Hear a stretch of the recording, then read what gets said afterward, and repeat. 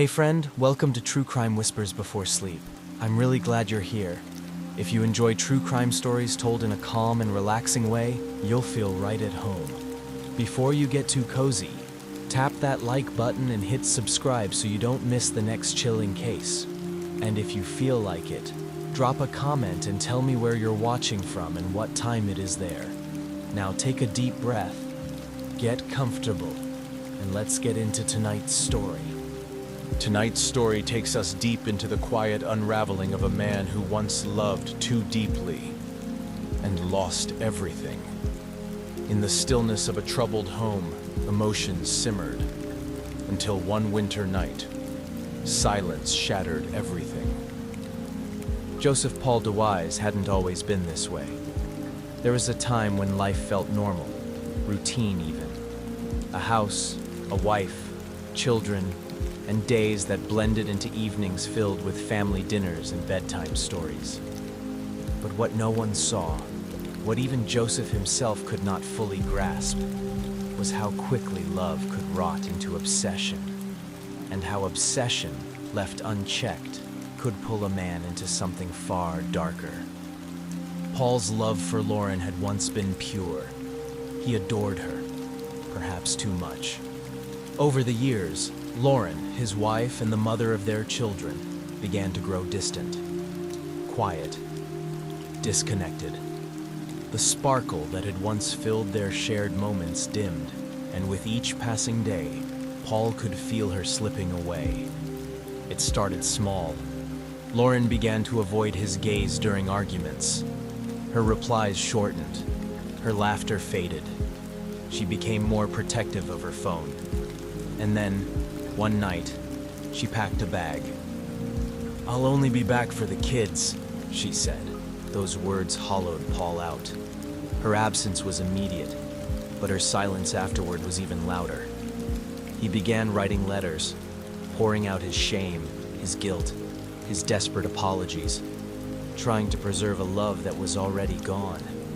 "I have no excuse for what happened," he wrote in one of his earliest letters, dated July 24th, 2017. "I'm a bad person. I ruined everything. You deserve someone better than me." The words dripped with guilt, but even then, there was something unsettling in them, something not just remorseful, but self-imploding. He didn't just feel bad, he hated himself, and when that hatred wasn't enough, it turned outward. Paul had grown up with chaos. His father's hands had once wrapped around his mother's throat, purple-faced and gasping.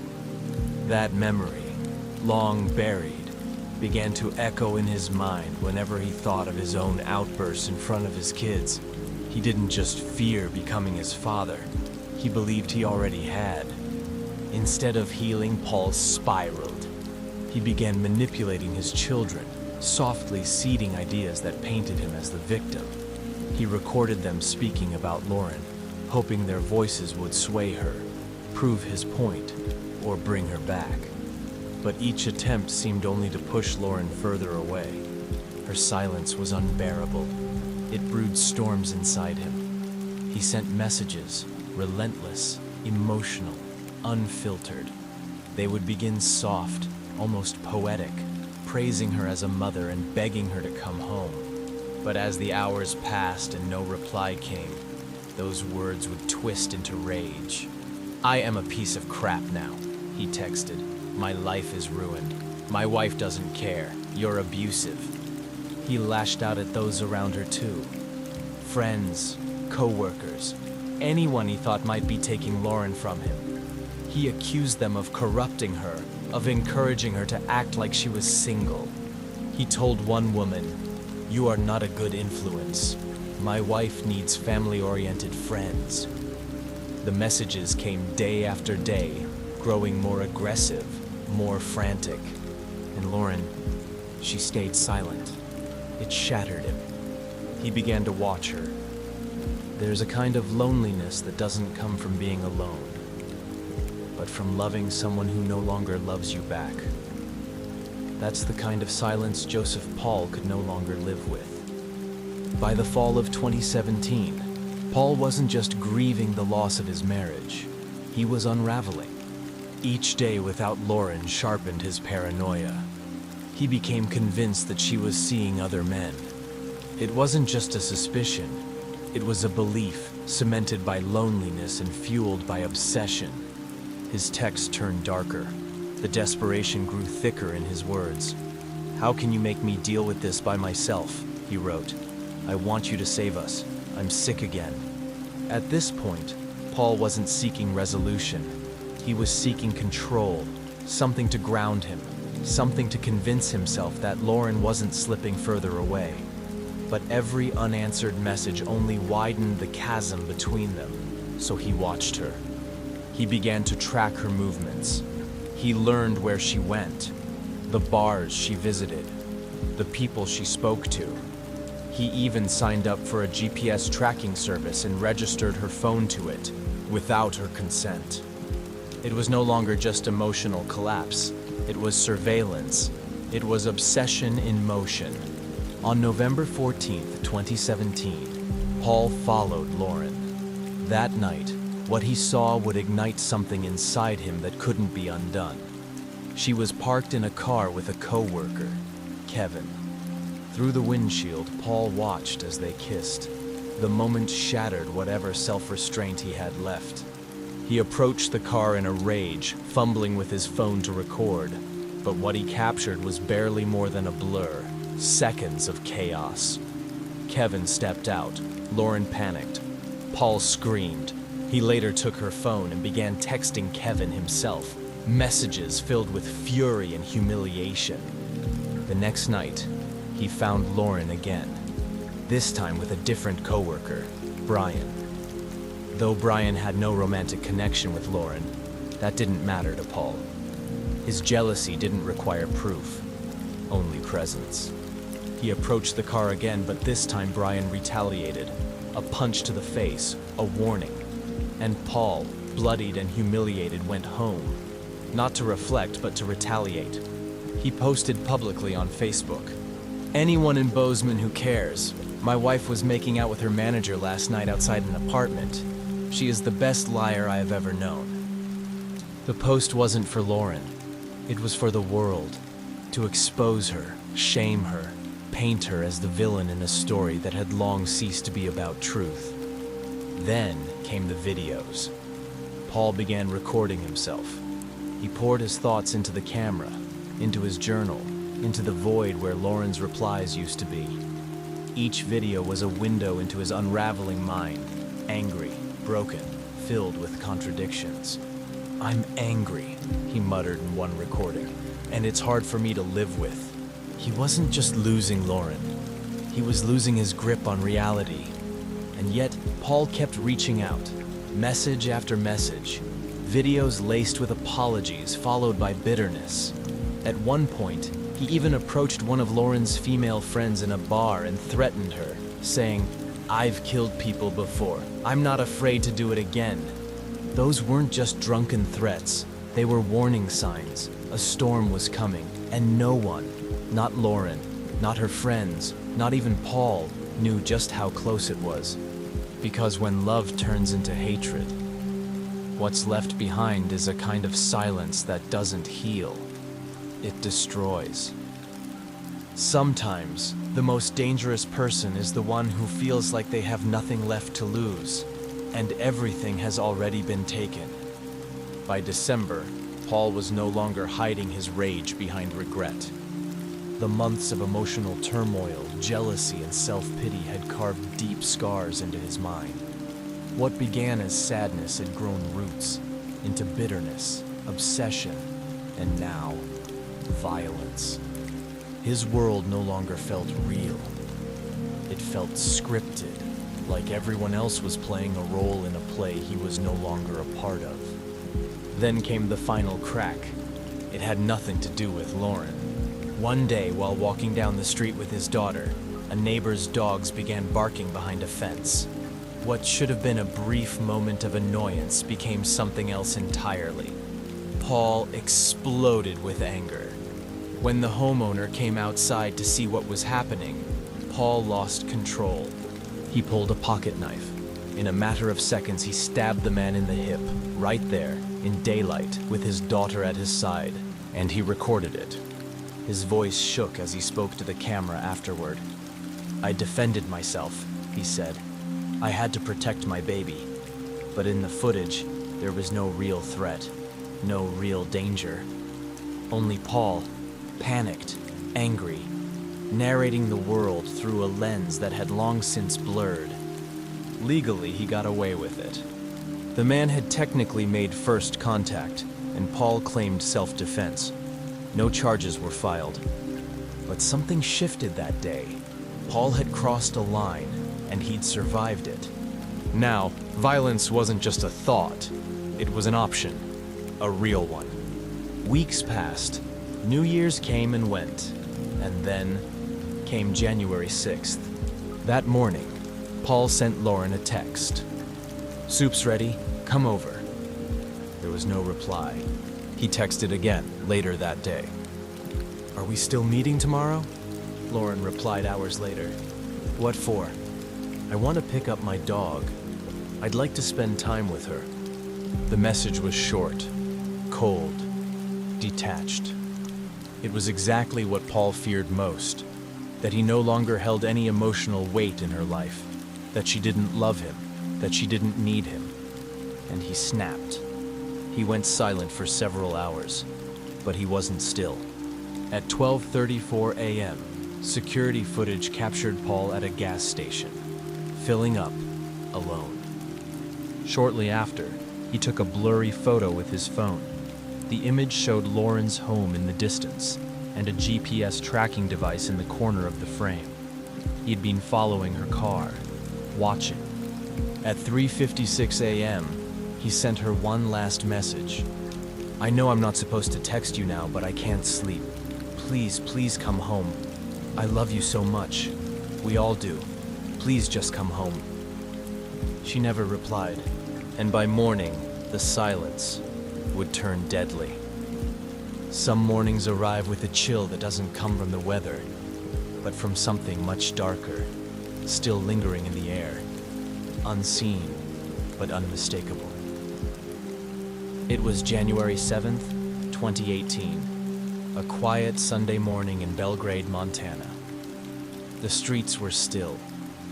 The sun hadn't yet cast its light on what had taken place just hours earlier. Inside a small house on Idaho Street, something terrible had happened. Lauren DeWise lay motionless on the bedroom floor. Her roommate Ashley was crumpled nearby, barely breathing, bleeding from multiple gunshot wounds. The silence in the house was unnatural, broken only by the faint hum of appliances and Ashley's shallow, fading breath. It wasn't long before the neighbors heard something. A sudden crack, a sound that didn't belong in a sleepy neighborhood. Someone knocked on the door. When there was no answer, they stepped inside. And then, chaos. Emergency services were called immediately. "Someone shot a roommate," the caller said. "There's blood. A lot of blood." The dispatcher tried to stay calm, but urgency threaded through every word. Officers arrived within minutes. They moved carefully through the house, guns drawn. The front door was slightly ajar. Nothing was disturbed. No signs of forced entry, no broken windows, but the trail of horror inside was undeniable. 2 women, one dead, one barely alive, and one name spoken by the neighbor, Paul. Joseph Paul DeWise. They had seen the signs, the stalking, the threats, the anger that simmered in his voice each time he spoke about Lauren. No one wanted to believe he'd go this far, but now they had to. The officers made their way upstairs. Ashley was still conscious, barely. Blood soaked her shirt. A bullet had torn through the back of her head, another through her shoulder, and others they couldn't immediately locate. She was dazed, confused. She didn't even know she'd been shot. One officer knelt beside her. "It's okay," he whispered. "We're here. We're going to help you." She couldn't respond. Her lips trembled. Her eyes darted around the room. searching for something, anything that made sense. The officer stayed with her, holding her hand, keeping her awake. And in the next room, Lauren. She was already gone. No words could undo what had been done. The scene was quiet now, but the violence had left its mark. On the walls, on the floor, on the faces of every officer who stepped into that room. Paul was gone, nowhere to be found, but not without a trace. Outside the house, officers found footprints in the snow, trailing from the east side of the property to the back. A thin trail of blood dotted the prints. At the time, it didn't seem like much. Just a lead, a clue. But later, it would tell the full story. Sometimes survival isn't a triumph, it's a burden. Waking up doesn't mean the nightmare has ended. It means you're the only one left to remember it. Ashley's eyes fluttered open in the hospital room. She couldn't speak at first.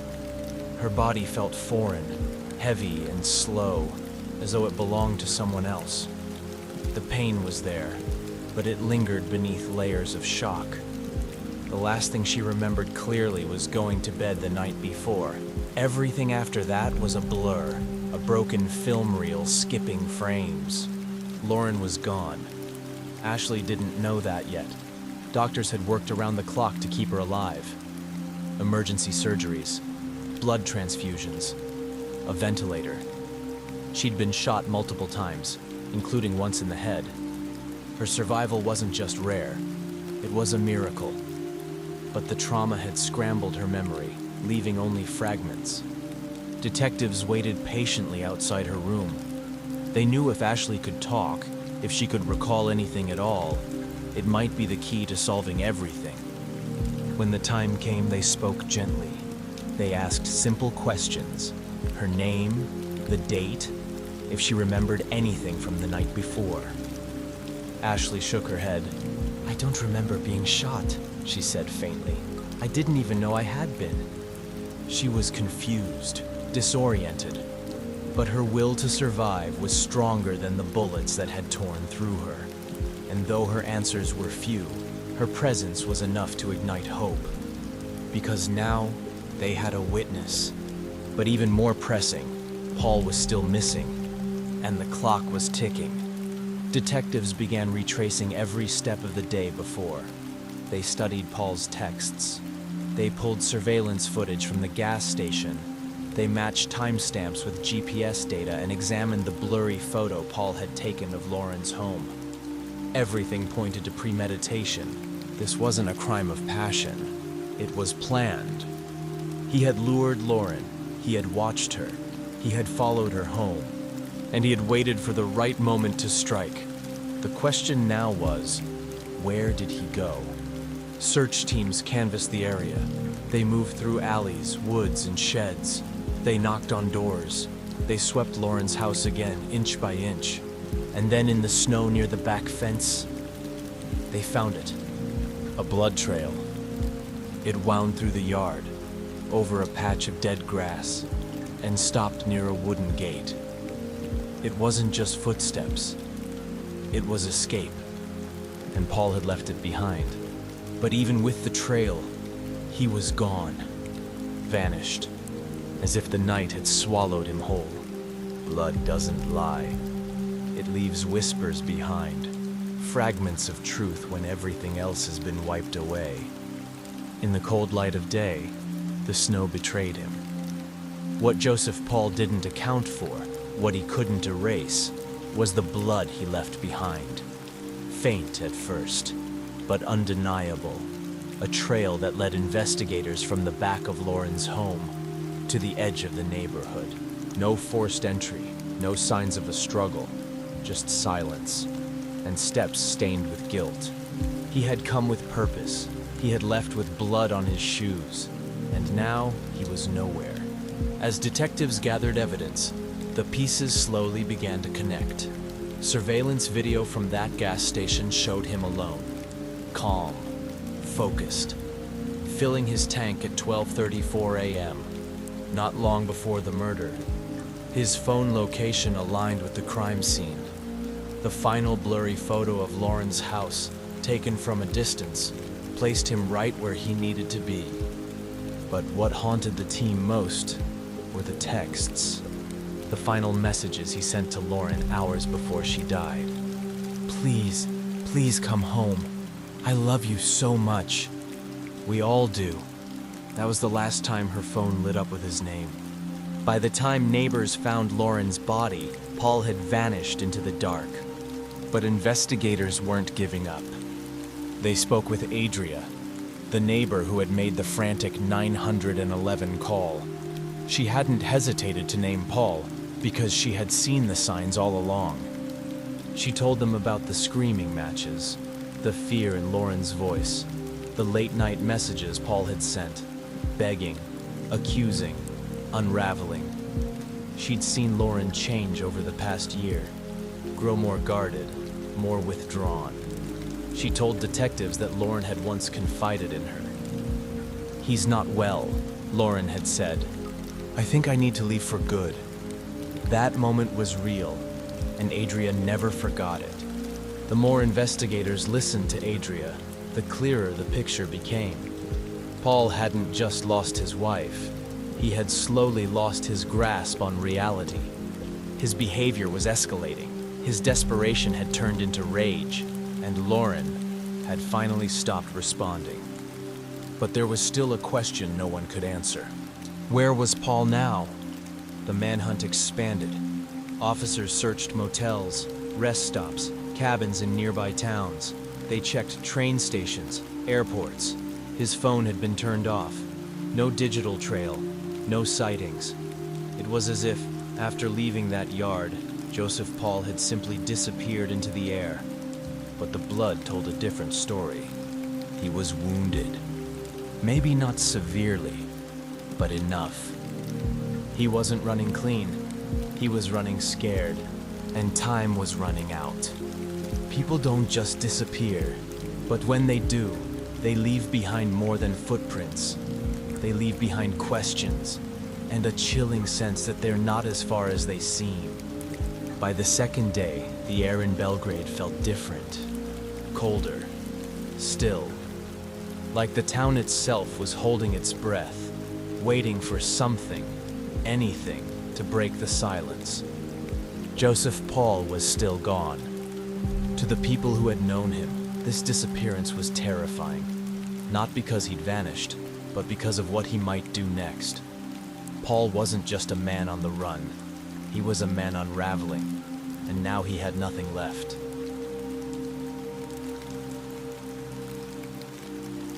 Detectives pored over everything.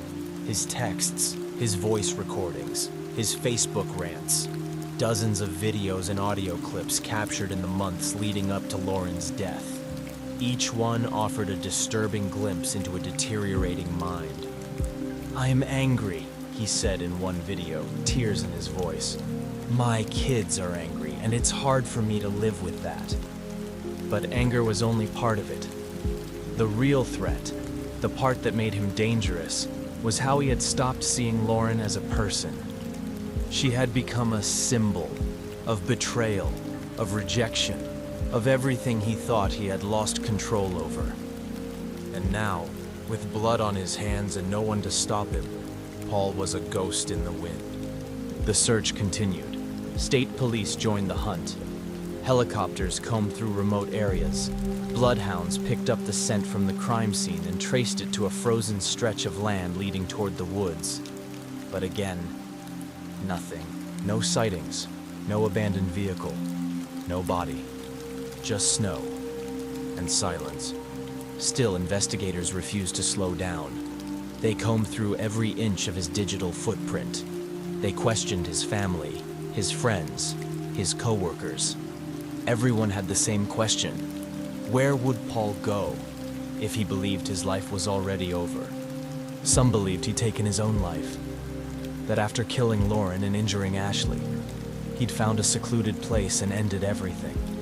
But if that were true, where was the body? Others weren't so sure. They believed he was still alive, hiding, watching, that Paul had enough survival instinct and just enough detachment from reality to disappear for real. Either way, the fear lingered.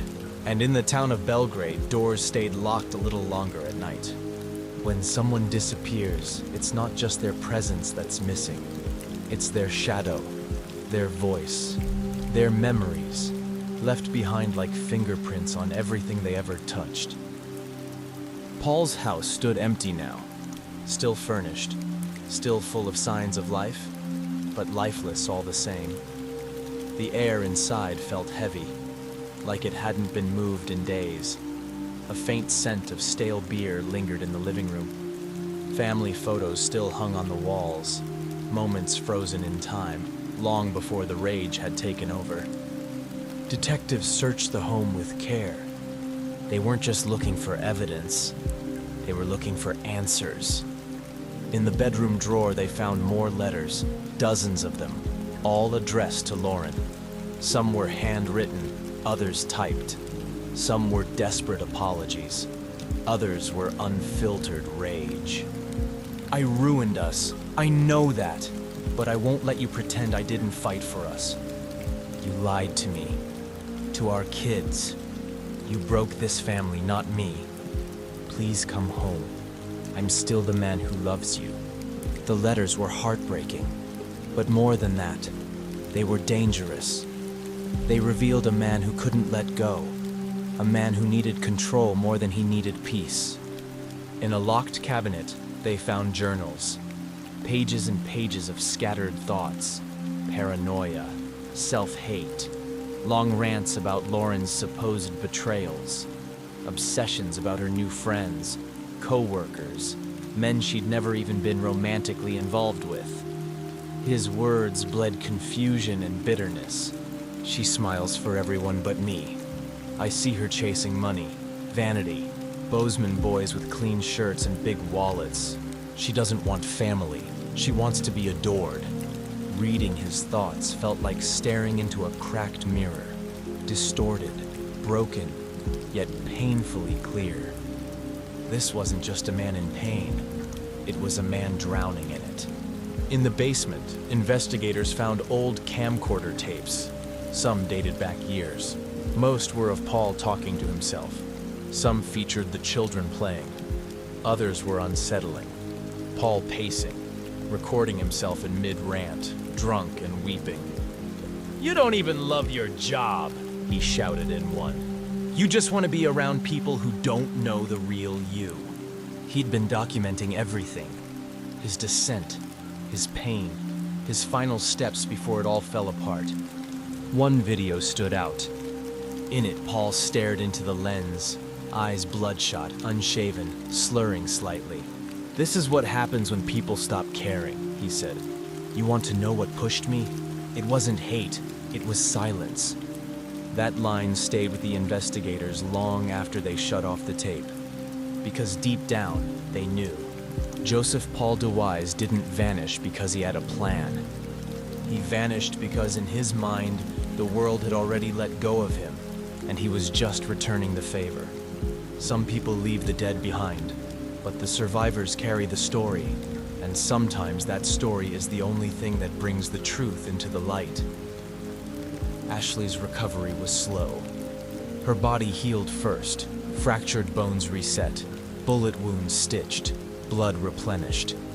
But her memory, that was more complicated. Trauma doesn't just erase moments. It scrambles them, hides them, makes them feel like dreams or hallucinations. For days, Ashley drifted in and out of awareness, trying to understand how she'd gone to sleep one night and woken up in a hospital bed, half the town whispering her name. The detective visited again, gently, patiently. He didn't ask what happened. Not at first. He just asked how she was feeling, if she could remember anything at all. The goal wasn't to pressure her. It was to help her piece it together, one fragment at a time. One morning, she asked a question. Did Lauren die? The room fell quiet. The detective nodded once. Ashley turned her face to the wall. The tears came slowly, silent and stunned. She hadn't known for sure, but now she did. That truth changed everything. In the following days, more memories returned. Not clearly, not like watching a movie, but flashes. The sound of the front door, a voice, footsteps on the stairs, Lauren's voice. Then a sudden pop, louder than thunder, and then nothing. Ashley remembered the way Lauren's body slumped near her. The heat, the sting, the confusion. "I didn't know I was shot," she told the detective. "I thought I'd fallen. I thought I was dreaming." But one thing she never forgot was Paul. Not just his face, but the feeling of him in the house. The way the air shifted when he was nearby. The fear that came with his presence, even before anything violent happened. She remembered Lauren crying in the days before, talking about the constant texts, the watching, the threats. She remembered Lauren whispering, "If anything ever happens to me, it's him." That was all the detectives needed to hear. Ashley's words were soft, shaky, but they were enough. She didn't need to say much, because Lauren had already told the truth, before it was too late. Paul had stalked her. Paul had watched her. Paul had pulled the trigger, and Ashley, by some quiet miracle, had lived to tell the story. After violence, there's always a hush. Not of peace, but of people waiting. For justice, for answers, for the world to feel safe again. Belgrade wasn't a big town. It was the kind of place where people knew each other by name, where neighbors waved, where families gathered for school plays and Sunday services. Violence felt like something that happened elsewhere, on the news, not next door. So when Lauren was killed, and Paul disappeared, the entire town changed. Fear crept into grocery stores and classrooms. Parents gripped their children tighter. Strangers looked over their shoulders. Even the trees seemed quieter, because everyone knew he hadn't been caught. Everyone knew Joseph Paul DeWise was still out there. For law enforcement, it became more than a manhunt. It became a mission to restore safety. Every morning brought new leads, calls from nearby towns, tips from distant relatives, sightings that led nowhere. Still, they searched. They brought in dogs again, reviewed satellite imagery, watched his bank accounts. But Paul had left no digital trail. His phone had gone dark. His credit cards hadn't been touched. He had either vanished or planned his escape long before pulling the trigger. But those who knew him didn't believe he planned anything. They believed he broke, that after months of building pressure, after a lifetime of hurt and loss and unresolved wounds, something inside him simply snapped. And once he stepped over that line, once the silence between him and Lauren became permanent, he didn't know how to come back. Back at Lauren's house, the crime scene had been cleaned, the police tape removed. The front lawn looked just like any other on the street. But those who walked by felt it. The weight, the sadness, the knowing. Neighbors left flowers at the porch. A candle flickered each night in the window. For weeks, the house stood like a monument to what had happened, until Lauren's family made arrangements to have it cleared and locked. Inside, a single photo frame remained on the wall. It was of Lauren and her kids, smiling in better times. The frame was cracked, the glass still holding, just barely. Like the town itself. Even after the crime scene tape comes down, the echoes stay. In the stillness of hallways, in the spaces people once stood, in the words left unsaid. Ashley had left the hospital by then. She moved quietly, with care, her body still stiff with healing. Her face was pale, her steps deliberate.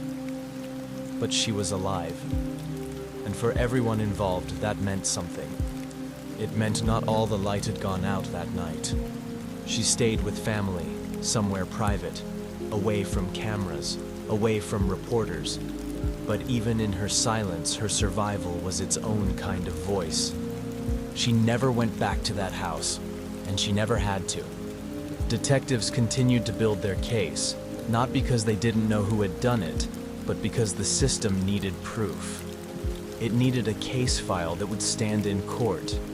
If Paul was found, there would be a trial, and Lauren's story deserved to be told, start to finish, in a room that demanded justice.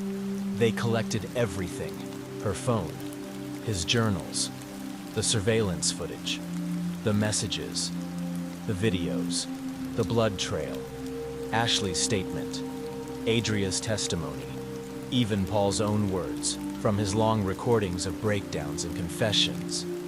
One of the last videos Paul made, never meant to be seen, was found on an old SD card tucked beneath his bed. In it, Paul sat alone, barely lit by a lamp. His eyes were distant, sunken. He didn't cry. He didn't rage. He just talked. "I didn't plan this," he said. "I just couldn't stop hurting. Every day I'd wake up hoping she'd come back. Every night I'd fall asleep hating myself for hoping." He paused. Then, "If this ends bad, tell the kids I love them, that I tried to be something better. I just wasn't strong enough." It wasn't an excuse, it wasn't an apology. It was a man sinking into his own silence, deeper than anyone could reach. The video ended without a goodbye, and for the detectives, that made it harder, because even with all the evidence, they still hadn't found him, still hadn't closed the circle. Paul had become a ghost, his face still pinned on wanted posters, his name still whispered in town. And until he was found, no one could sleep fully in peace. Grief has a strange rhythm. It doesn't move in straight lines. It lingers, in empty chairs, in unopened messages, in the way a room feels too quiet at the end of the day. Lauren's family tried to carry on. They gathered in her sister's living room in the days after the funeral. Her parents sat quietly, holding hands. Her children played nearby, too young to fully understand what had happened, but old enough to feel something had changed. Something had been taken. There were photos of Lauren everywhere, smiling at a wedding, blowing out candles on the birthday, holding her youngest child at the hospital. Each image captured a woman who had once been full of life, bright, grounded, deeply loved. Now those photos were all that remained. Her sister, Megan, became the quiet voice that held the family together. She coordinated everything: the funeral arrangements, the counseling for the kids, the legal steps to transfer guardianship. She never broke down in public. She saved her tears for the shower or the quiet moments after everyone else had fallen asleep.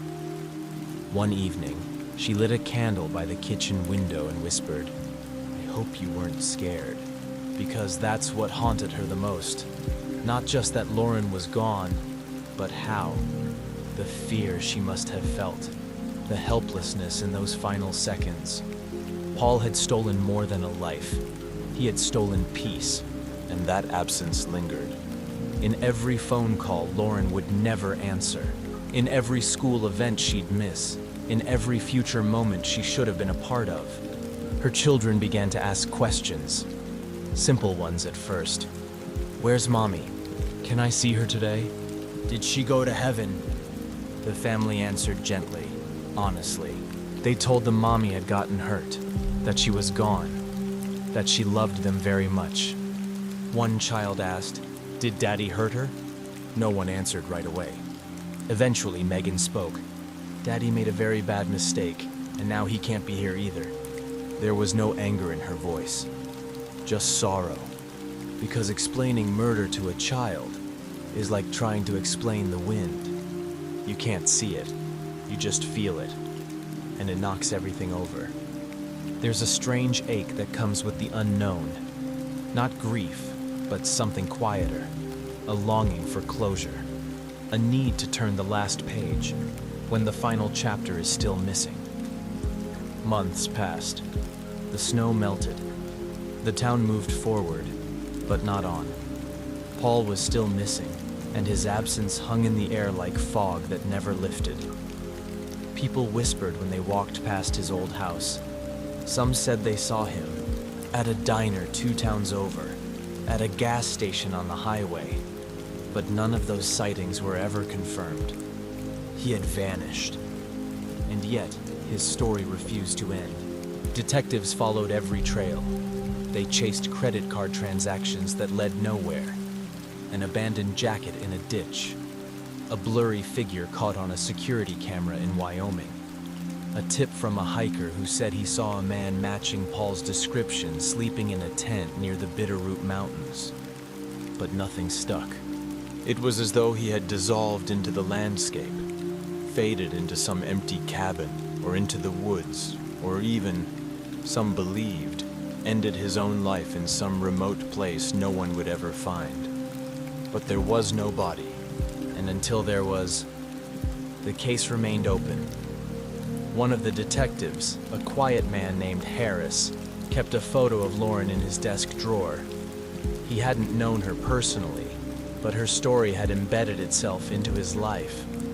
He often reread Paul's messages, trying to understand the tipping point, the place where love had curdled into obsession, where hurt had become hatred.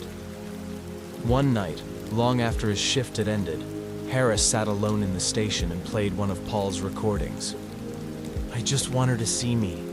That's all I ever wanted. Someone to look at me like I mattered." Paul's voice cracked on that last word. Mattered. It was always about that, being seen, being valued. And when Lauren had stopped replying, Paul hadn't just felt rejected, he felt erased. It didn't justify what he did, it never would, but it explained how the storm inside him had started, and why it had nowhere else to go. Back in Lauren's hometown, the candle by the window still burned some nights. A small flicker, a symbol. Not of hope that Paul would be caught, but of something deeper. A hope that Lauren's story would be remembered, that the world wouldn't forget her, that love, real love, would outlast even the silence of a missing man. When tragedy strikes, what's left isn't just the loss, it's the pieces, the unread messages, the unopened drawers, the echoes of a life that was never meant to end that way. The evidence locker was full now. Box after box labeled with names, dates, numbers, Paul's writings, Lauren's phone, photographs from the crime scene, audio files, witness statements. It was all there, an entire relationship reduced to evidence tags and transcripts. But there was one item that stood out, Lauren's journal. It wasn't part of the case at first. It had been found later, tucked between books in her bedroom. A pale blue cover, worn edges, the kind of thing no one would notice unless they were looking for it. Inside were pages of quiet pain. Lauren hadn't shared everything with her family. She didn't like worrying people, but she wrote about the long arguments, about the way Paul would pace the floor when he didn't get a response, about how she felt like a prisoner in her own home before she finally left. One entry read, "He looks at me like I've betrayed him, even when I haven't done anything wrong. I can't be everything he needs. I'm not enough for his pain. I never will be." Another, written the night she moved out. "I'm scared of what this might do to him, but I'm more scared of what staying would do to me." It was the final page that broke the detective's composure. "If anything happens to me, please know I loved my kids more than anything. I just wanted peace. I just wanted to feel safe again." Lauren had felt it. The danger, the weight of it growing around her like smoke. She hadn't stopped living. She still worked, still smiled for her children, still made plans, but she had known. And even in the face of that fear, she chose to speak, if only on paper. That journal became the most powerful evidence they had. Not for court, not for a jury, but for truth. For the reminder that Lauren wasn't just a victim. She was a woman who fought quietly to protect her children. A woman who saw the storm coming and tried to find shelter before it was too late. A woman who deserved to be remembered not for how her story ended, but for how deeply she tried to rewrite it. Closure doesn't always come with a knock on the door. Sometimes it comes like weather, quiet at first, then heavy enough to drown everything it touches. It was spring when the lead finally came. Months had passed since that January morning. Snow had melted into slush. The trees had begun to bloom again. And yet, for Lauren's family and for the detectives, the world had stood still. Then, a phone rang. A park ranger in a remote stretch of Montana wilderness had stumbled across something strange. A small, weather-worn campsite. No firewood, no footprints. Just a sleeping bag, a half-empty water bottle, and a torn, faded notebook. It didn't look like much, but inside that notebook was a name. Joseph Paul DeWise. The handwriting was erratic, smudged by rain, but it was his, no doubt. Fragments of thoughts, sentences that trailed off, words written over and over again like a broken prayer. She's gone. She's really gone. I didn't want this. I swear to God I didn't want this. I'm sorry. There was no signature, no date, no map. Just a man's last confession, buried under leaves and silence. The search team was deployed immediately.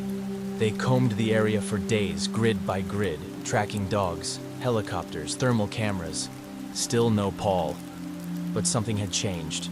Now they had proof. He had been alive. He had been here, somewhere.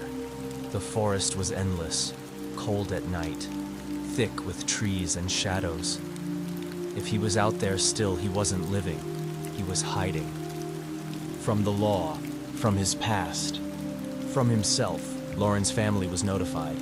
Megan, her sister, stood at the window again as the news broke.